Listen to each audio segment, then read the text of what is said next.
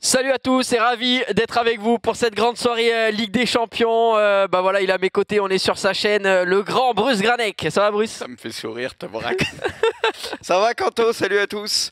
Plus on est très bien, on s'y croirait presque, hein. On croirait presque qu'on est au stade. Hein, ouais, calmez-vous, c'est une télé hein, derrière, on va se calmer. Je vois qu'il y a pas mal de monde d'accord avec nous. Bruce, tu as aussi l'écran devant toi, pas mal de 2-1 pour Paris. Peut-être le prono, j'ai pas envie de dire le plus. T'as vu les cotes, Kanto? Non, j'ai pas regardé. Paris 3,30, non? City, ils étaient à 2 et quelques, largement favoris. Ça m'a surpris perso à Paris. J'ai hésité à mettre un billet et je me suis rappelé que j'avais plus de sous. Donc, Ok, Bruce, on nous a donné les sondages du chat, Bruce. 60%. Victoire du PSG pour le chat. Et 30% City et 10% match nul. Donc vous êtes très peu à avoir un match nul du coup. Et une petite tendance pour Paris. Voilà. Encore une fois, je suis éclaté en pronos, mais il faut se dire que le monsieur à côté, il est à 15 points derrière moi au classement des pronos. Donc si moi je suis éclaté, lui il est en dessous le sol, lui déjà, soyez un peu clément avec moi, parce qu'il y a pire que moi là, ça me va bien. Allez, soyez comme Chantôme, soyez clément les amis ce soir. Elle était pas mal celle-là. Qu'est-ce que ça te ferait toi d'être joueur sur un terrain, d'entendre la musique de la Ligue des Champions? Bon là évidemment il n'y a personne dans le stade, mais là quand tu es dans ce moment-là, face aux tribunes pleines, avec cette musique de la Ligue des Champions, il doit se passer quoi dans ta tête quand tu es jeune? Et qu'est-ce qui se passe quand ça fait 10 ans que tu connais ça? Est-ce que ça devient normal ou est-ce que finalement ça devient jamais normal? T'en penses quoi toi?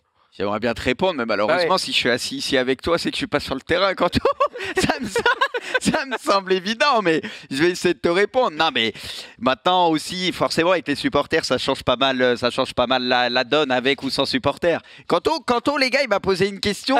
Comme si j'avais Giorgio Chiellini avec moi. Ouais, c'est ça, j'étais Messi ou je sais pas, j'étais Kadibi en mode je sais ce que ça fait, ça en fout celui-là. Tu me comparerais à quel joueur, toi, Kanto, qui est présent ce soir sur le terrain? Toi qui m'as vu jouer au foot. Marco Verratti. T'es un peu plus buteur, mais dans le ballon, on sait que t'aimes bien avoir le ballon, que t'arrives facilement à le ressortir. Voilà. Après, Brice il m'a posé la question, il a dit, je sais pas. Kanto sur le terrain, vous savez c'est qui? C'est le poteau de corner. Il se met au vent comme ça. Il est plus épais que moi le poteau de corner. Lui il arrive à résister au vent alors moi non. Mais en tout cas on est parti avec l'engagement qui vient d'être donné par Neymar et la première possession pour le Paris Saint-Germain. C'est terrible, depuis tout à l'heure ça marche nickel, là ça commence à laguer. Et ça va finalement sortir en corner. En tout cas un petit temps fort là pour le PSG. C'est une très bonne chose et pourquoi pas sur coup de pied arrêté. On sait que City peut être très dangereux, notamment avec De Bruyne à la baguette au niveau des coups de pied arrêtés. Mais ça peut être aussi le cas du PSG. Voilà, avec un petit Marquinhos, par exemple. Parce qu'on sait que Di Maria tire très très bien les coups de pied arrêtés. On est en ambiance de bois là. Le Paris Saint-Germain, 61% de temps en attaque dangereuse. Ça veut dire que le PSG, pour le moment, sait se montrer dangereux. Alors que c'est un corner à présent d'Angel Di Maria qui se prépare à envoyer le ballon dans la boîte. Mais des consignes sont en train d'être prodiguées du côté de l'arbitre pour éviter de siffler un pénalty à ce stade-là. Il est malin. La compétition, ouais, Paredes, c'est un vieux renard. Attention, le corner frappé. Oh, Marquinhos! Marquinhos, je te l'ai dit en plus, Marquinhos. Pour Marquinhos, effectivement. Je l'ai annoncé, les amis. Je voulais annoncer Marquinhos. Sur la patte de Di Maria, on le sait, c'est un joueur qui est capable, c'est le soldat, le guerrier. Et on se souvient de son but contre le Bayern déjà avant de sortir sur blessure. Ah, ce corner, on voit le ralenti avec la patte gauche d'Angel Di Maria qui le frappe rentrant. Et là, c'est Marquinhos qui met à terre. C'est Ruben Dias, me semble-t-il, qui se fait littéralement déborder là par Marquinhos. On voit Ilkay Gundogan au début sur le marquage. Ilkay Gundogan qui le lâche et derrière, évidemment, Joao Cancelo ne peut rien faire. Et Marquinhos qui vient boxer ce ballon, une tête décroisée juste parfaite. Ederson mystifié sur sa ligne de but. Ça fait 1-0 pour le Paris Saint-Germain. Cavani peut être fier de Marquinhos. Oh, oui. C'était aussi sa spéciale de couper comme ça un peu au premier poteau avec cette course magnifique. Vraiment Marquinhos, cette tête, parce qu'elle est vraiment pas simple. On presse beaucoup plus haut du côté de Manchester City. On a arrêté de faire mieux là. Ouais, clairement. Beaucoup mieux là sur le dernier quart d'heure de cette première période. Ils ont décidé peut-être de ressortir un petit peu plus de leur base arrière. On sent qu'il y avait vraiment de la méfiance par rapport à la vitesse de Mbappé, par rapport à la vitesse de Neymar. Mais ils avaient tellement peur de se faire prendre en compte que finalement ils ont joué reculé tout le long. Et ils ont joué contre nature tout simplement. Ouais, après je pense aussi que là le PSG, on les a vus faire énormément d'efforts. Je pense qu'ils lèvent un petit peu le pied là. Ils commencent peut-être à baisser un petit peu physiquement cette fin de première mi-temps. Du coup, tu as le jeu de City qui ressort un petit peu plus. C'est pour ça qu'ils arrivent à jouer un petit peu plus haut sur le terrain et mettre un petit peu plus en danger là le PSG. Et voilà comment clôturer parfaitement cette première mi-temps. Di Maria qui va se sacrifier, se jeter pour contrer ce ballon à l'image de la première mi-temps du PSG, des guerriers qui mènent logiquement donc au score. Peut-être un petit peu de regret Kanto parce qu'il y avait peut-être à un moment la possibilité d'inscrire ce deuxième but à l'impression. Donc maintenant on va voir en deuxième mi-temps ce qu'on sait que Guardiola il va pas vouloir en rester là. Des questions et on essaiera de vous y répondre au maximum. La première, comment tu fais pour être aussi balèze Bruce? Ça c'est un secret qu'on te demande souvent sur tes lives. Ouais, on me la pose souvent cette question. Après, j'ai envie de te dire que la nature parfois est bien faite, tout simplement. On n'est pas tous égaux. Hein, après, il y a une expression que je connais bien, Kanto, c'est on aime bien dire qu'il n'y a que les montagnes qui se croisent jamais, mais aujourd'hui, on s'est croisés. On s'est effectivement, Bruce, c'est un terrible constat qui vient démystifier une des citations les plus célèbres de la langue française, les amis. Du côté du Paris Saint-Germain, De Bruyne qui a vu l'appel de Phil Foden dans l'axe, mais qui finalement n'a pas pu en profiter. Et attention à pas trop reculer quand même en ce début de deuxième mi-temps. Là, parce que là c'est City qui a le ballon, mais j'ai l'impression qu'ils peuvent être un peu plus dangereux. On a tendance peut-être à reculer un peu trop là, j'ai le sentiment du côté de Paris. Il faut absolument pas non plus se faire endormir par City. Hein. Kylian Mbappé qui va avoir du champ libre devant lui, il va pousser le ballon là, Kylian Mbappé, l'excellent retour de Kyle Walker qui a fait un retour tout en puissance, tout en vitesse. On comprend pourquoi tout le monde le met défenseur central à FIFA celui-là. cette vitesse de Walker, parce qu'Mbappé il avait quelques mètres d'avance. On sait que ça va très vite, mais on connaît aussi très bien Walker.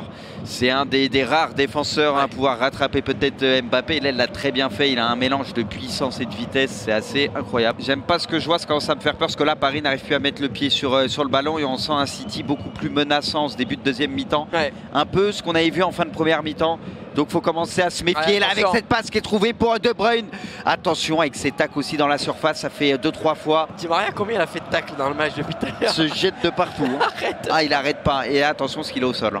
Et ça, c'est pas forcément une bonne chose. Alors après, on le sait qu'avec Paris, en contre, il suffit de pas grand-chose. Mais il faut pas laisser City prendre confiance et voir qu'il y a la possibilité de faire mal à Paris. Parce que là, c'est une autre histoire. Et j'ai l'impression que le PSG, et c'était ma petite crainte, ils ont peut-être commencé très fort, c'est très bien.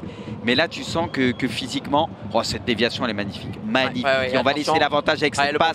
Le bon ballon pour Kylian Mbappé, le contrôle est bon, le retour de Ruben Dias est parfait, mais attention Kylian Mbappé qui fait la différence dans la surface de réparation, la fin de frappe de Kylian Mbappé qui le donne encore Mbappé. Et c'était Marco Verratti, me semble-t-il, qui a failli venir mystifier une nouvelle fois Ederson.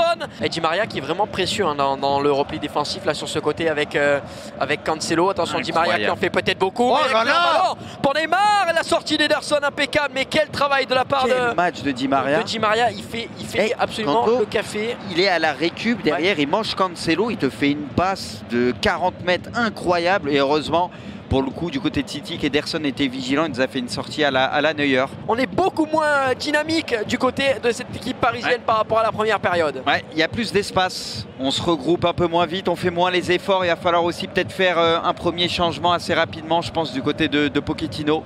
Injecter un peu de sang frais, parce que là on commence à souffrir physiquement et City est en train d'en profiter même s'ils n'ont pas réussi à marquer ce but. Et attention à ce centre de De Bruyne et ce but de De Bruyne, ce centre-tir qui est terrible, forcément personne l'a vu venir.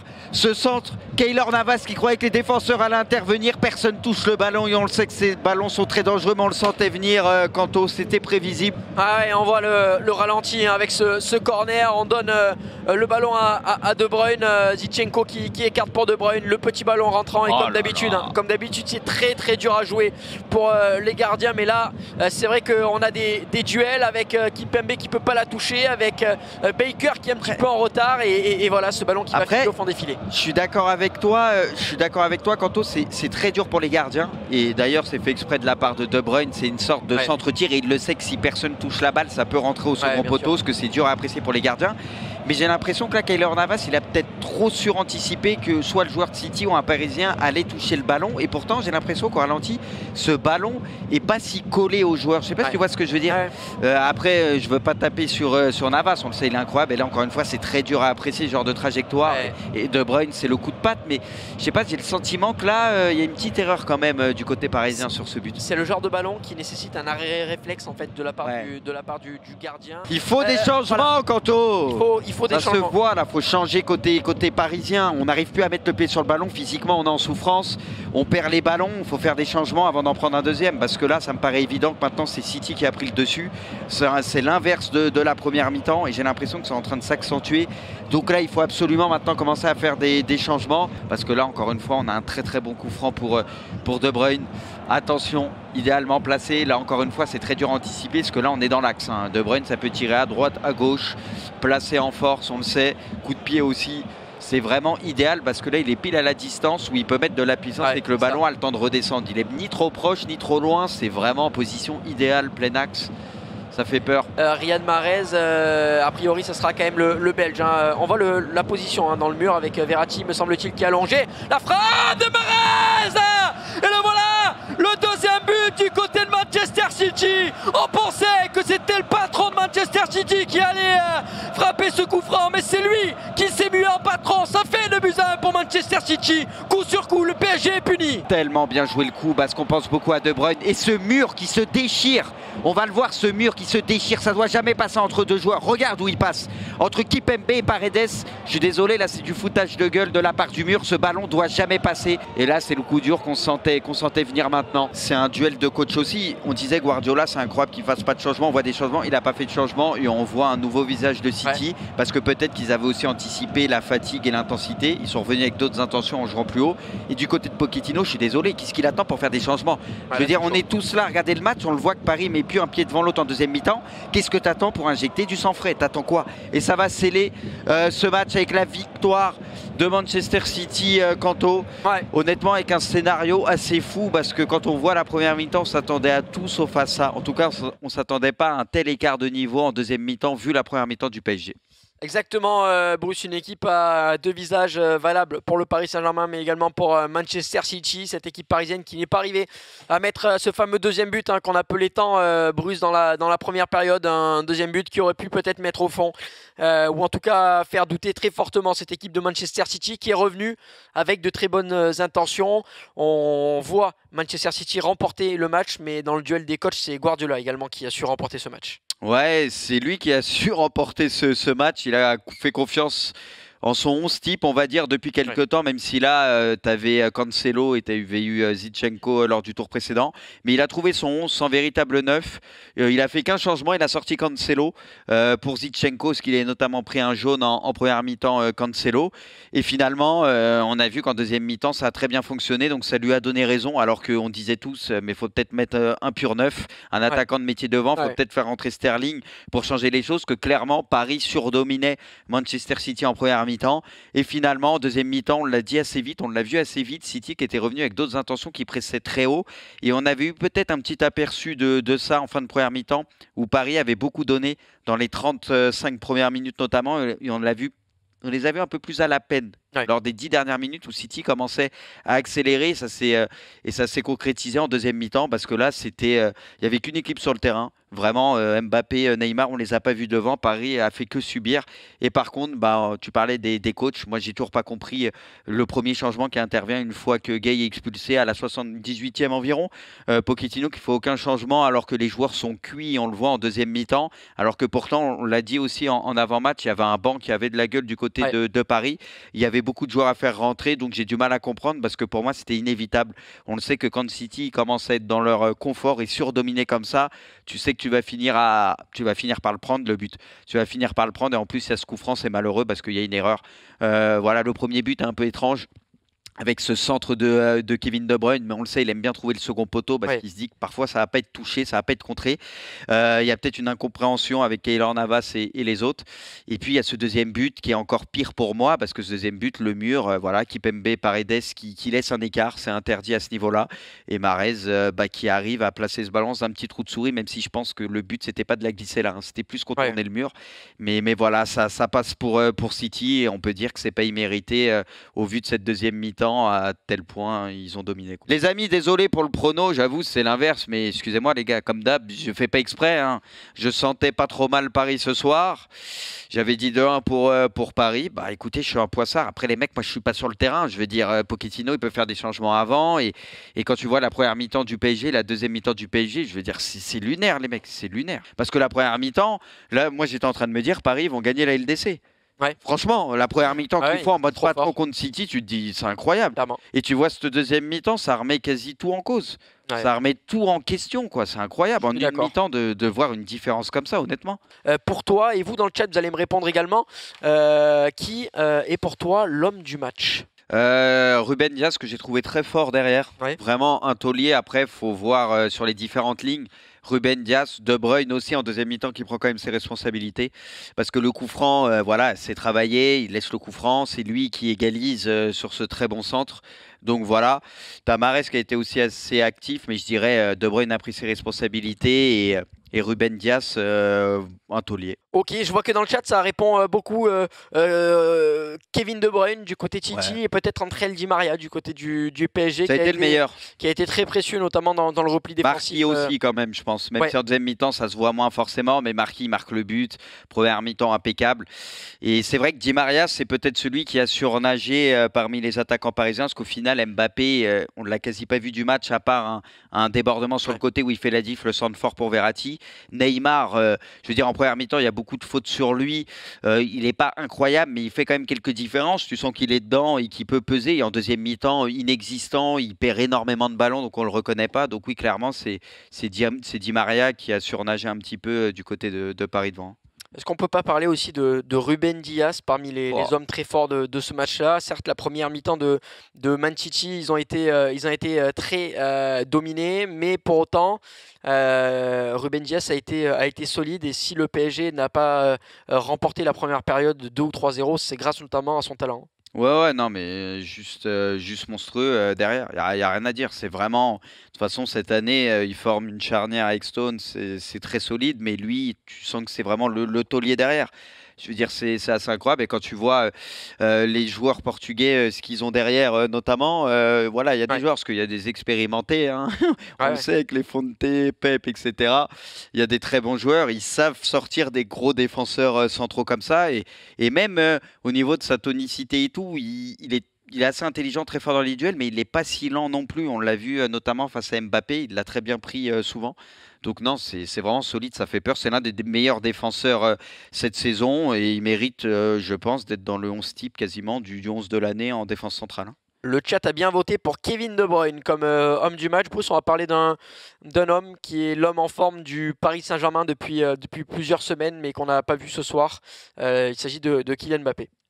Bah bizarrement, et encore une fois, mais c'est pas forcément de sa faute, mais contre le Bayern, il y avait des espaces. Contre le Barça, à l'aller, il a eu des espaces, il en avait eu moins au retour, c'était plus compliqué. On sait que Mbappé, quand il y a des espaces, il peut être inarrêtable.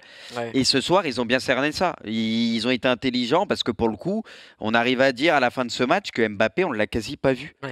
Alors que ces derniers temps, il est très en forme, il roule sur tout le monde. Donc ça veut dire qu'ils ont très bien cerné ça. Il y a Ruben Dias qui a été intelligent. On a vu Walker aussi. Forcément, il va très vite, etc. Bien défendre par moments sur Mbappé, mais tout simplement, il avait moins d'espace. On l'a dit aussi, Neymar qui pourtant, lui, même quand il n'y a pas d'espace et tout, il peut faire des diffs énormes. Neymar, il s'est fait manger aussi physiquement, on l'a vu en deuxième mi-temps. Donc ça a été dur pour tout le monde. C'était un match très compliqué et il y avait moins d'espace. Et City, il confirme que par contre, cette année, même s'ils ont pris un peu le bouillon par moment en première mi-temps, c'est plus solide défensivement. Et ils ont su peut-être tenir et pas prendre ce deuxième but. Et ça leur a donné de l'espoir. Et du coup, en deuxième mi-temps, ils sont revenus avec de meilleures intentions. Et pour le coup, ils ont su résister en première mi-temps. Et en deuxième, on a vu un bon City. C'est vrai que dans le match, ça parle pas mal également de Kyle Walker qui fait un super match, qui est venu dédoubler, qui a été très solide défensivement. On l'a vu rattraper Kylian Mbappé, on l'a vu mettre pas mal de bouchons à Neymar, apporter défensivement et offensivement. C'est aussi un des joueurs clés de ce match. De toute façon, Walker monstrueux, mais de toute façon, Paris, ce match, pour moi, il se joue au physique. De toute façon, tu le vois entre la première et la deuxième, donc c'est le physique qui a fait la différence. Et c'est peut-être aussi l'habitude des matchs de Première Ligue, etc. On a vu un petit peu ça avec Chelsea-Real, notamment en première mi-temps. Quand Chelsea se décidait à courir, mettre de l'intensité, on voyait le Real en grande souffrance parce qu'on sait que les équipes anglaises ont l'habitude de courir énormément, de jouer énormément, de mettre beaucoup d'intensité, de faire beaucoup de kilomètres. Et là, je pense que c'est aussi ce qui fait la différence. Mais encore une fois, je ne comprends pas le coaching de Pochettino parce que ça, tout le monde l'a vu qu'il y avait besoin de faire rentrer des joueurs. Justement, en parlant du coaching de Pochettino, match retour, il va devoir faire sans Gana Gueye. Qu'est-ce qu'on va pouvoir mettre en place du côté parisien? Est-ce qu'il va être capable de faire des changements et surtout qui à la place de Gueye? Bon, Danilo me semble être un profil intéressant, mais... Ou alors est-ce que tenter... tu sais qu'il va falloir marquer des buts. Bon, ça me paraît osé, mais s'il faut, ça va être un Kean, Di Maria, Mbappé, Neymar, j'en sais rien, tu vois, en Di Maria et Kean qui défendent énormément, parce qu'on sait que Di Maria est capable de le faire, on l'a vu contre le Bayern, on l'a encore vu ce soir, il va falloir marquer des buts. Je regrette de ne pas avoir vu Kean, par exemple, tu vois. Donc c'est... Voilà, mais il va falloir faire des choix. C'est soit tu remplaces plus poste pour poste avec un milieu de terrain, soit tu te dis de toute façon, il va falloir marquer au minimum 2 buts. Donc il faut essayer d'attaquer et emballer le match, j'en sais rien. Ça, de toute façon, Pochettino, moi je suis pas dans sa tête honnêtement, et ce soir j'ai pas trop envie de l'être, mais bon. On le sait, très précieux celui-là. Rodri, c'est un match dingue. Trop précieux Rodri. Même en première période. Je sais pas, est-ce que toi tu y crois au retour, Kanto? Si on voit le pari de la première mi-temps avec des intentions de jeu, on peut y croire, mais s'ils font comme ils ont fait là, ça va être compliqué. Justement, il y a une question brusque par rapport à ça, c'est aussi que le PSG joue ce week-end en championnat et que le PSG a besoin de garder des forces pour la Ligue des Champions. Et Pénard. Comment ça va se passer pour le PSG? Il va falloir faire tourner contre Lens ou il va falloir mettre l'équipe type? Comment on va gérer? De toute façon, quand tu vois le banc ce soir, il y a de quoi faire. Hein. Je veux dire, ils ont presque 2 équipes pour la Ligue 1, on va pas se mentir. Là, ils sont quasi au complet. Il y a des joueurs qui vont jouer, puisque de toute façon, il faut essayer d'aller chercher le titre. Hein. Ils n'ont pas cette marche qu'a City, par exemple, ces derniers temps, qui a déjà gagné une coupe, qui est déjà champion. Voilà, ils sont peinards, ils peuvent être complètement dans la gestion. Donc voilà, tous les voyants sont au vert.